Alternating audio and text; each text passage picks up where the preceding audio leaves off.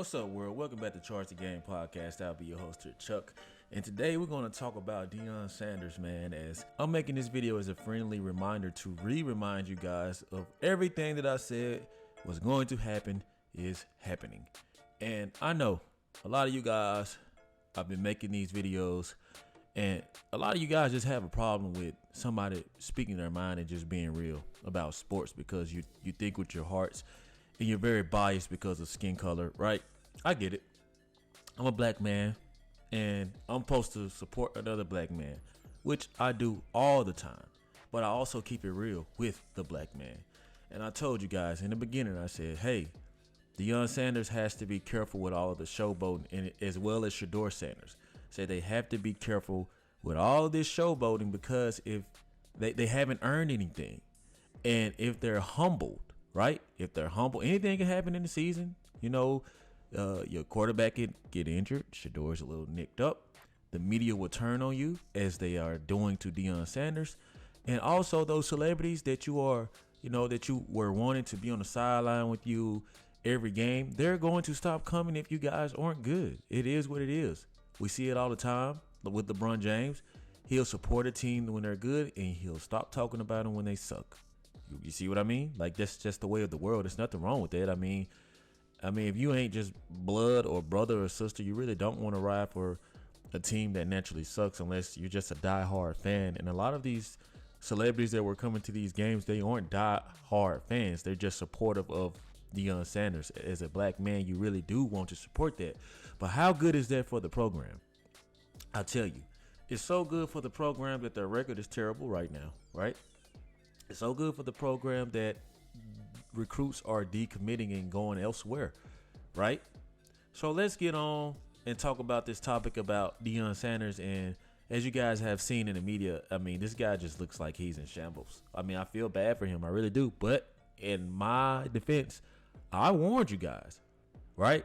It's cool to get all this love in the beginning and everybody turn on you. That's the way the world is, right? Especially for black people. I'm just speaking as a black man with my own business. Everybody has their own businesses nowadays. You have to be real, man. Sometimes people just support things because they're popular, and then after a while they don't. And that's exactly what's happening with Deion Sanders. As he is in a crisis right now. He's admitting that this is one of the toughest things that he's gone through in his life. He's also admitting that this is very hard for him because once you're used to being a winner and you win at all levels, it's just very hard for you to accept that you're mediocre and that you suck. And the Colorado Buffs suck. They suck. It's the truth. And we saw Deion Sanders come out and say he spoke on the recruits that committed to him and then decommitted, and he was like, why would I expect a kid to be faithful when they ain't even faithful to their girlfriend? I was looking at that like, what kind of quote is that? I mean, neither are married men. Neither are preachers. I mean, neither are all these fine established people in life who cheat on their fantastic wives and husbands. So that was a invalid point. The truth is Deion Sanders is hurt, and he's speaking out of hurt because he's so cocky. Naturally, he's a cocky, arrogant guy because he could always back it up. But times have changed. Earlier now, right? He was like, oh, you guys better get me while you can. You better get me while you can, because he was so confident that because of having celebrities on the sideline and having this new look of the Colorado Buffs, that teams and students, 4 and 5 star recruits were going to just throw away everything and come there. But you have to be honest with yourself. They're being sold on the look of what's going on, not the program. And we saw the running back come out and pretty much say, hey, we playing very selfish ball. It's only 2 people on the team that matter. Basically, he's coming out saying, look, all this guy cares about is his son, which the whole world can see that that's pretty obvious. He wants to put his sons in a great position to win, which is what a father is supposed to do. But there is another type of father like LeVar Ball. You could take that approach where he just let you know from the rip it was all about his sons, but he didn't try to prioritize his sons over the team. You know what I'm saying? He just did what he did and rooted for his sons, but you can never ever, to me, you can never be in a position like that and try to recruit all these athletes to come to your school when their fathers are looking back seeing what you do and how you treat your players, your sons, your two boys, your kids, really all your kids, because they all out there, versus their kids. You think it's pleasing for a father to hear Deion Sanders get up there? Now, mind you, Deion Sanders comes into their house, recruits this O-line, right? A lot of the O-line, they let go or they moved on, right? Let's just be real. He comes into your house and sells you this dream on what he wants to do with your boys, and then when his son gets hurt, he goes to the media and throws him under the bus and saying that he's going to fix this O-line sucks, and he just threw his team under the bus. And these are kids, the same kids that you are trying to recruit, see this. So I noticed that there hasn't been a lot of Deion support, right? I've also noticed that there haven't been a lot of Deion topics in the media. And I told you guys, I said, yeah, they're going to support Deion Sanders when they're hot, College Day. You got ESPN, you got Fox Sports 1, Skip Bayless, old ass, who never literally leaves for any type of college festivities, but he's only doing it to compete with First Take. You see all of this noise around Deion Sanders, and all the head coaches were sitting back chuckling because they knew that they were going to give this guy a taste of humble pie, right? So that's what's happening. Now you don't see the media covering Deion Sanders anymore because they favor him. They don't want to literally bash him. And I told you guys that this was going to happen. Literally, like, okay, I see that they're playing favor. What does the media do? They play favoritism, bro. There are plenty of other black head coaches that were not getting this type of attention, and their programs are functioning way better than the Colorado Buffs. I mean, way better. So if you truthfully, black men and black women, if you truthfully support Deion Sanders, why aren't you supporting all these other head coaches? That's all I've been telling you guys. Don't just support one guy because of favoritism and it's popular to do.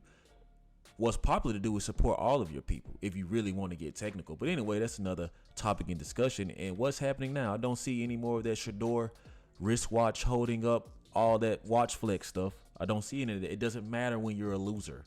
It is what it is, right? I'm telling the truth, just like Deion Sanders told his truth about those kids who go out there and do the best that they can and come up short. This happens. You have all this type of talent in the NFL, and they go out and lose too. So you can't just throw the O-line and those students under the bus like that, man, to save face. Because truth be told, Deion Sanders is using the program like the program is using him. It's a mutual understanding. Yes, he's bringing money, but he's also making money. And do you guys ever think, like, doesn't it make sense for his sons to come up out and make all this NIL money so that they don't have to be in his pockets, right? It's a huge load off of Deion Sanders. But I see what you're doing here, Deion Sanders, and I respect it. I really do. Hey, I'd be the same way, right? But I probably wouldn't throw kids under the bus. That's just me, and that's how I roll. So let's get into this report. It's from yardbarker.com, where it says Deion Sanders sounds off on perception. Recruits choose Colorado to get paid. Colorado head coach Deion Sanders came under fire for the way he constructed the Buffalo's roster during his roster in Boulder. Sanders leaned heavily on the transfer portal to overhaul a CU roster that went 1-11 the season before he arrived, bringing in 70 new players, 57 of them transfers, as he began to put his stamp on the program. Okay, let's give him kudos. That's your kudos, Deion Sanders. Now you guys aren't 1-11. I don't know your record right now because you guys have been losing and it just hasn't been interesting. But I know that you guys have a losing record. Matter of fact, let's pull it up right now. So right now the Colorado Buffs are 4-7. So you mean to tell me, out of 70 players that came through the NIL, whatever, the transfer portal, that you didn't have your stamp? As it said, you made a stamp. You didn't stamp any of these guys. You had to, because you choose who starts on the O-line and who doesn't, right? So if you were a guy, right, that literally stamped this, how can you throw them under the bus? I don't get that at all, right? It says now that the Buffaloes have lost 7 of their last 8 games. Many have wondered if Colorado has become a destination school for recruits and transfer, giving Sanders celebrity or the possibility of landing a lucrative NIL deal. Quarterback Shador Sanders and cornerback Travis Hunter have evaluations of $4.4 million and $2.1 million. That's a lot of money for a kid. It goes on to say from Deion Sanders, we're not an ATM during his weekly conference.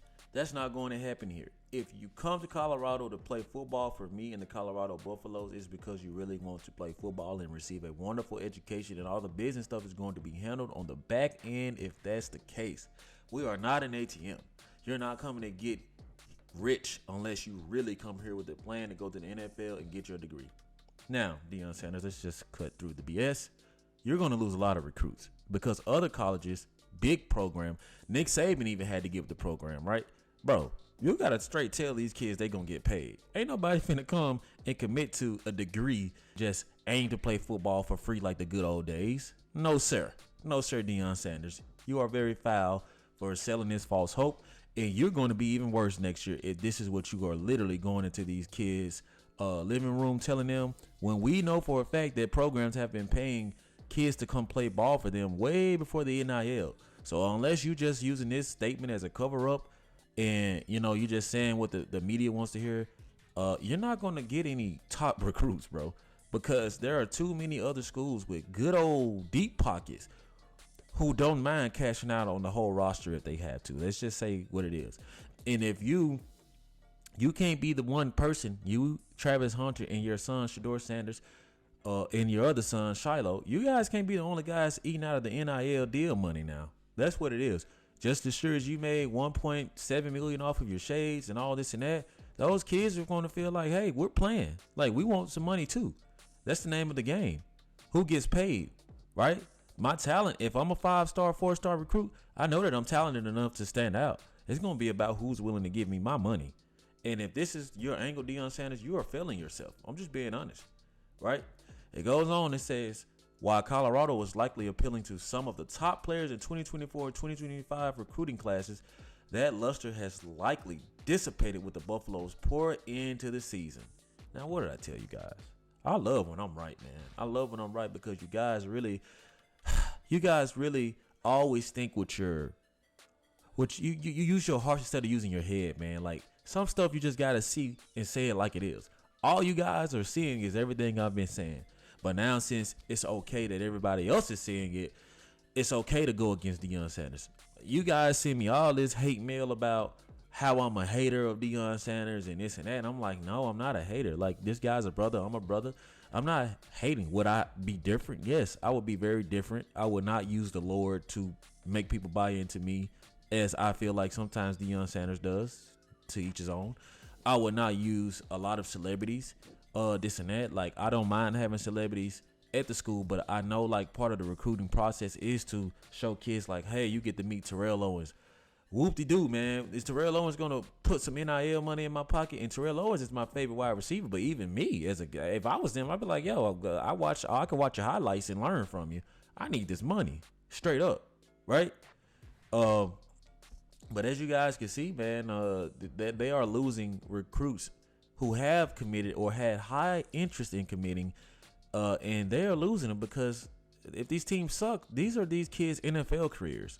I mean, if I had to choose between Texas, LSU, Nick Saban, like, bro, I gotta go get what's real. Now, what Deion Sanders is saying, come play football for me and then make money on the back end, that's more highly to be accepted more at a school like Ohio, Oregon, Alabama, Georgia. Like, those teams are high-class schools who have a reputation, so a kid isn't going to be butt hurt if they don't get that much money, because they're going to get money regardless. If they don't get that much money, they won't be butt hurt. But the turnover rate and the percentage of these kids actually going to the NFL versus Colorado is, it's crazy. It's so much more higher, like crazy higher.